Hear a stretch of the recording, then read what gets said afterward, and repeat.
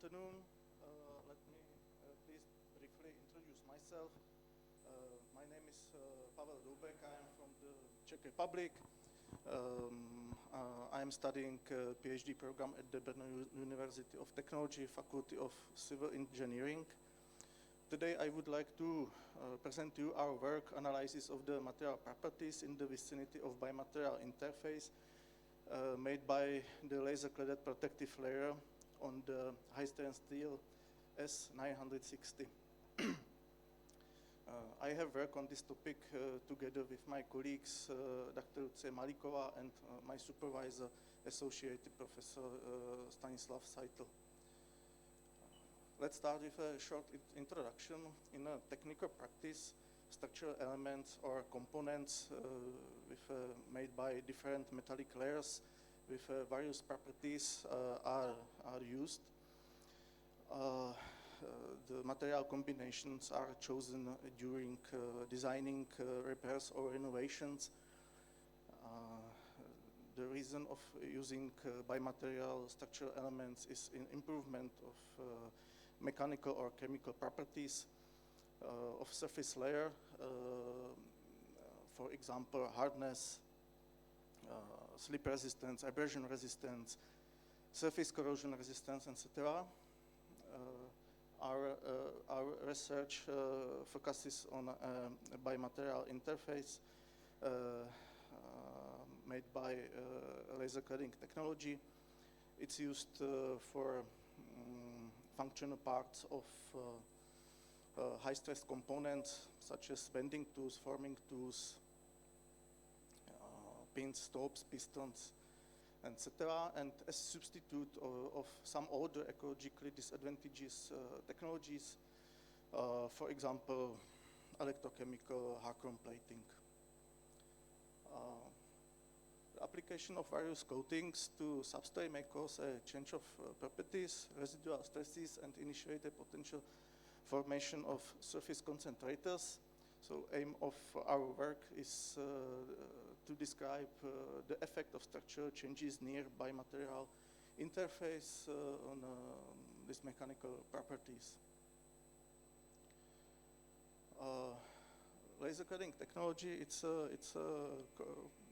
innovating, widely usable technology based on heat procedure when metallic powder with or wire with required properties is fed to laser beam, and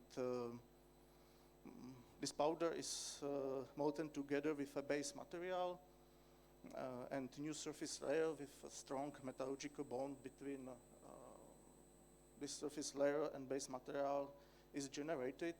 The advantages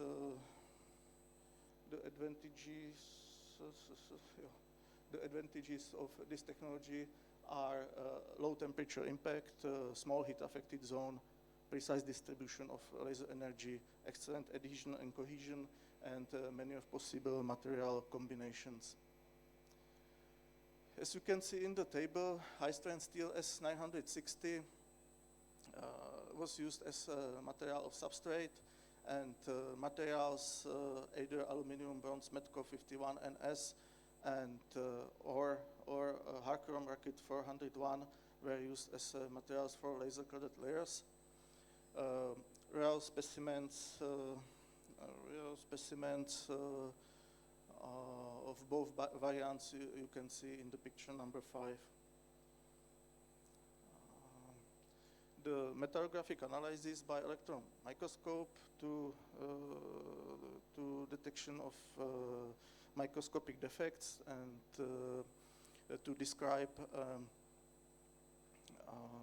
structural changes nearby material interface was performed. No microstructure defect were observed. However, as you can see in the picture, or in the pictures, there is a partial mixing of molten material with different mechanical properties. It can lead to initiation of microcracks and next to propagation microstructure short cracks. XRS spectrometry test for determination of real chemical composition of surface layers was performed. As you can see in the tables, the real content of real chemical composition of cladded layers corresponds sufficiently with declared content of used powders. Only with aluminum bronze there is the real content of aluminum is rather higher than declared. The gap is between 13 and 16%. Quality of surface layer depends on cladding conditions and use parameters. During a non-destructive capillary test and after visual control partially machined surface, some minor defects were observed. There were detected surface bubbles and spatters. It was primarily on aluminum bronze surface layer. Some porosity seems after connection of two welds, cracks and craters.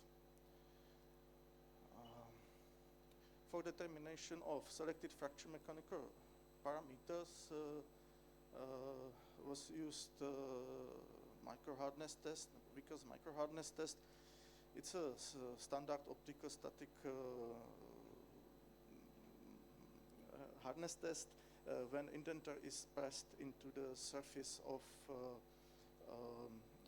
tested material with a predefined test force, and size of indentation is measured after unloading. Because hardness is then calculated from stated equation. Hardness measurement parts via bimaterial interface, you can see in the picture number 8.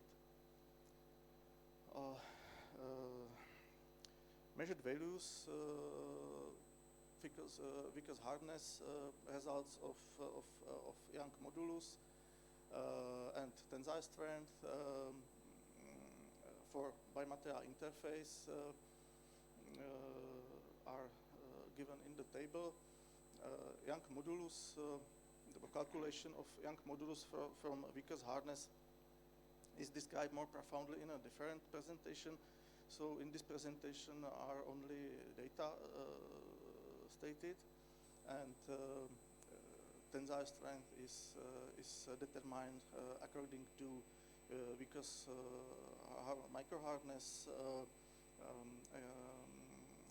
from ICO norm. It's a similar table for Hakrom, and this is a norm for determination of tensile strength. The dependencies of tensile strength on the distance to start point when passing through the interface are in the picture number 9 and 10.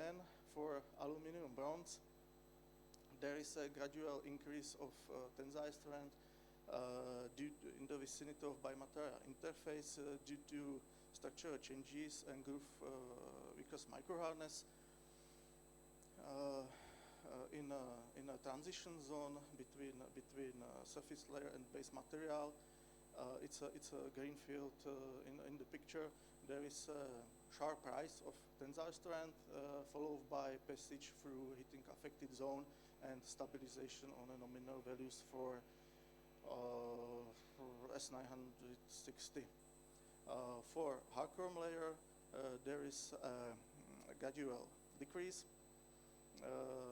of tensile strength due to decrease viscous microhardness, followed by transition zone, heating affected zone, and stabilization on nominal values. The dependencies of the tensile strength on the microhardness passing through the interface, the courses are almost linear. The red line is for aluminum bronze and blue line is for Hakrom. socket. According to the obtained results, it can be concluded that the application of different coatings to high-strength steel substrate can cause structural changes, and it can affect mechanical properties in the vicinity of interface, residual stresses, and initiate a potential formation of surface concentrators. It has been confirmed and quantified that tensile strength is affected when approaching the interface and passing through heating affected zone. The results will be used in the following phases of our research. Thank you for your attention. Thank you, Pavel.